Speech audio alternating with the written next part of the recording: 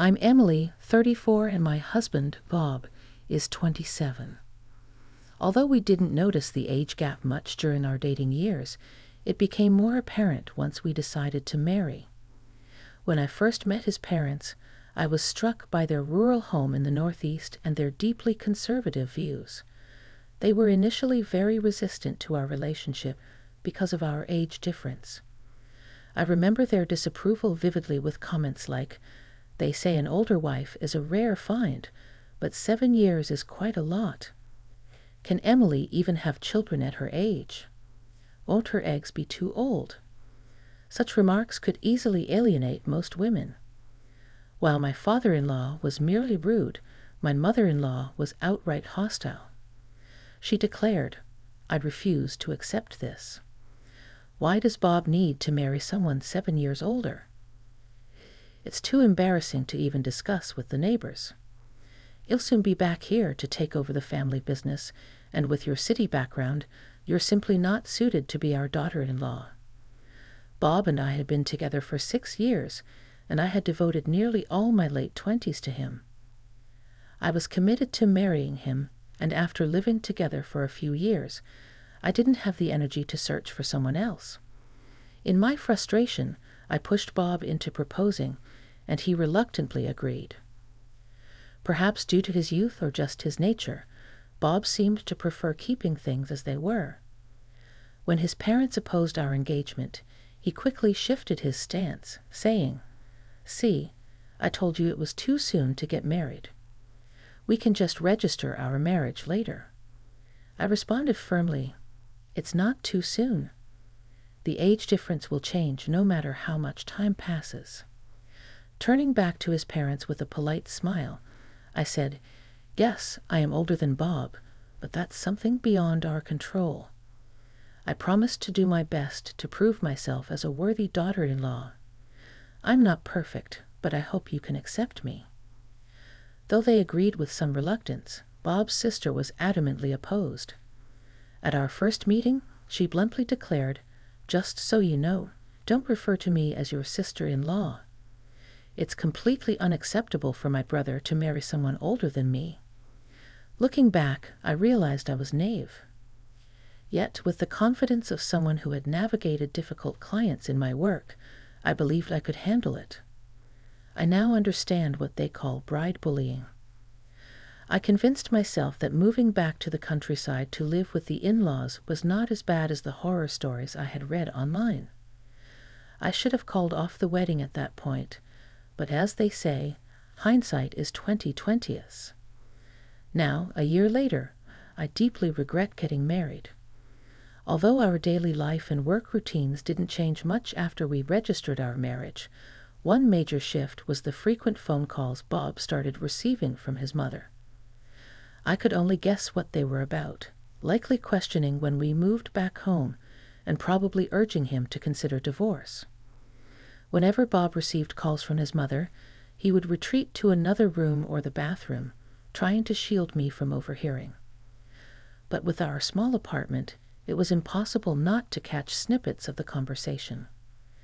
I often heard her phrases like, "So Emily was saying," and couldn't help but listen in. It seemed they were accusing me of opposing the idea of moving back to Bob's hometown to live with his parents, but that wasn't true. When I asked Bob about moving back, he had expressed reluctance, saying he didn't want to live somewhere without a nearby convenience store and where job opportunities were scarce. It seemed he was using me as a scapegoat for his own unwillingness to return home. It was frustrating to see Bob cast me as the villain to cover up his own hesitations. Just now, I overheard Bob in the next room saying, "So if I bring up divorce, I'd have to pay all on me, right?" His hesitation about divorce wasn't rooted in any lingering affection for me, but rather in his aversion to pain. Hearing his true feelings was disheartening. It might be time to seriously consider divorce, although we don't have children. I began contemplating it privately without mentioning it to anyone. Shortly after, I received a call about Bob's sister's upcoming wedding, urging us to take the express train back to the family's home for the ceremony. Despite Bob being considered the heir, Our wedding had been a modest family dinner, while his sister's wedding was set to be a lavish event. I wanted to fulfill my social obligations and avoid any further fallout on our part.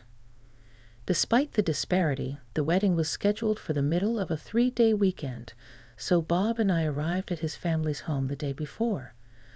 Bob's sister's fiancé is from a neighboring city, and the wedding was set to take place at a venue there with plans for the relatives to travel by chartered bus on the day of the event. As the family home became a hub for relatives, they began arriving in droves. The ceremony was set for just after 2:00 p.m., and to avoid overcrowding the venue's dressing rooms, the venue staff, including dressers, came to the house. Even Bob's parents were getting dressed up. Our own wedding had been more of a simple family dinner, so we wore slightly nicer everyday clothes. The contrast in treatment was stark and surprising. I had changed into the dress I had splurged on for the occasion, done my makeup, and was setting my hair when my father-in-law called out, "Hey, Emily, could you serve some refreshments to the relatives?" With a smile, I began handing out refreshments, introducing myself with, "Nice to meet you. I'm Bob's wife. Please enjoy the refreshments," and trying to make my presence felt with the poise of a seasoned TV announcer. Despite my mother-in-law's suggestion to stay in Bob's room, I was eager to fulfill my role and make a good impression. I was determined to make a positive impression. Shortly after, the bus arrived to take us to the wedding venue. The relatives boarded with excitement, and as I prepared to join them, my mother-in-law called out, "Wait a minute, Emily. I forgot the pearl necklace. Could you go get it?" "Really? In this formal dress?" I asked. She insisted, "It's in the drawer on top of the dresser in my room. It's a keepsake from my mother. Please hurry and bring it." "Understood. I'll look for it now," I replied.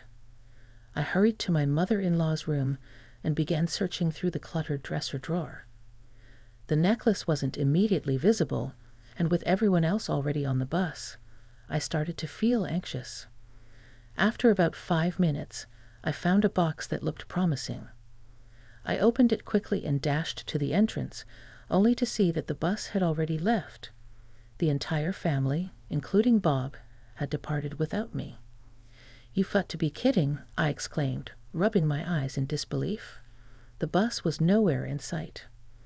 I panicked, realizing I'd left my cell phone in my bag, which had already been loaded onto the bus. I knew the venue's name but didn't have the phone number. Without my phone, I couldn't reach Bob, and without my wallet, I couldn't even get a taxi. What was I going to do? I felt a wave of despair, but then I thought, do we even need to go to the wedding? My enthusiasm for the event had completely evaporated. It wasn't just my first time meeting the relatives. Sure, early my in-laws and Bob must have noticed I wasn't on the bus. Their departure without me seemed unnecessarily cruel. The idea of divorce crossed my mind, but simply ending the marriage seemed too easy. I wanted revenge. After some contemplation, I devised a plan. I stepped outside with a calm demeanor and a smile, preparing to execute my scheme.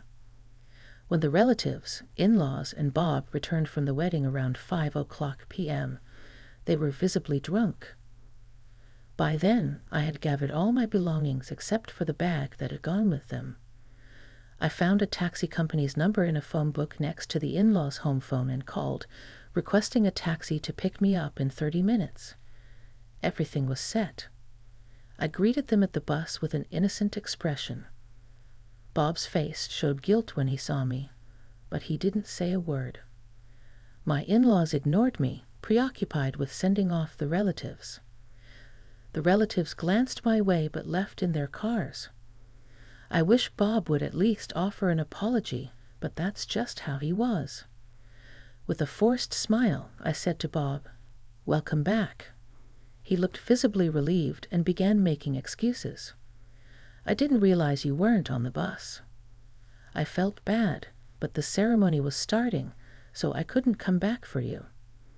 I ignored his excuses and started searching through the luggage for my bag, silently conveying my disbelief. I turned to him and said, "Divorce? Is this some kind of joke?" Because it certainly feels like one. When Bob realized what I had said, he began to panic. Who knows? I'm surprised you think such a petty lie would work. So, what if you weren't noticed?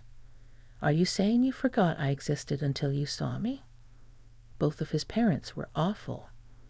The real disappointment was Bob. He was left speechless, unable to defend himself. Then my father-in-law, after sending off the relatives, chimed in, "Come on, it was just a little forgetfulness on both sides. Bob's talking about divorce over something like this. City brides are really spineless." It seemed he was actually in favor of the divorce. My mother-in-law, upon hearing about it, smirked and said, "I knew it. A city bride just doesn't fit in. She was never right for our family." Her hypocrisy infuriated me. If that was how they felt, they should have just invited Bob to the wedding alone. Why make me travel all this way only to leave me behind? Anyone would be outraged by such treatment, whether they're a city bride or a country bride. When I shouted, my mother-in-law shouted back, "We never intended to invite you in the first place. There wasn't even a seat prepared for you. Bob brought you along by mistake, so we left you behind." I was shocked by her audacity. As I glared, Bob quickly looked away and shifted the blame to his mother, saying, "Well, Mom didn't explicitly say to come alone, so I assumed it meant as a couple." My mother-in-law's unreasonable anger continued. "And why did you go around serving tea and introducing yourself as the bride at the venue?" Relatives were asking why the wife didn't show up, not realizing Bob was even married. It made us look foolish. "That's your own fault," I retorted. "And it's absurd to say I shouldn't introduce myself." It seemed my effort to introduce myself as Bob's wife to the relatives had made an impact. "So you never intended to acknowledge me and planned to divorce me eventually? That's why you kept our wedding a secret from the relatives and made it seem like just a dinner party?" Neither my father-in-law nor my mother-in-law responded, but their silence confirmed my suspicions. It was clear to me that severing ties with this family was the right decision.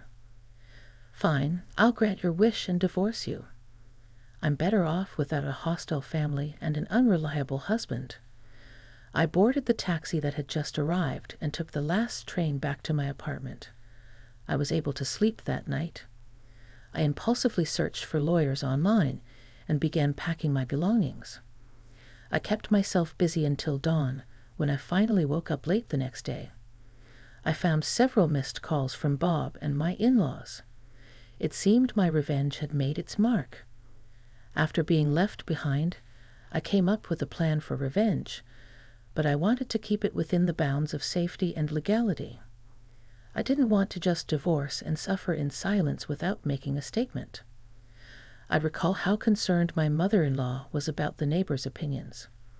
There was a surplus of refreshments and snacks she had bought for the relatives, so I decided to use them. I bagged up the leftover treats and set out around the neighborhood, greeting everyone with a smile. "Hello, I'm Bob's wife," I announced, and proceeded to share everything about how I had been treated and left behind on the wedding day. That evening, my mother-in-law and I had a loud argument outside. Naturally, the entire neighborhood heard, a perfect form of revenge for a family so worried about their public image. Afterward, Bob and I divorced without any major complications. The stories I shared were framed as casual conversations, so I wasn't sued for defamation. With the help of a lawyer, I was able to claim compensation for the abandonment and secure a satisfactory settlement. As for my sister-in-law, her marriage quickly unraveled. She had concealed her difficult personality to get married, but people rarely change. Her true nature emerged, and the marriage soured rapidly. Within 6 months, she had divorced and moved back to her parents' home. By then, the incident of my abandonment had become a notorious rumor. Eventually, the in-laws gained a reputation as a vile family that mistreated their daughter-in-law, leading to a much more subdued existence. Bob's prospects of finding a new bride in his hometown seemed bleak. I learned all this from a neighbor I had befriended and exchanged phone numbers with. It felt like perfect justice for me. The divorce felt like a new beginning. I regretted not recognizing the true nature of Bob and his family sooner, but now I had a clear perspective. Perhaps I should have withdrawn immediately when faced with their initial opposition, but I was young and naive. I don't want to disregard the happy moments we shared, so I see the past year as a valuable lesson for my future. I'm relieved to have resolved the situation and moved on.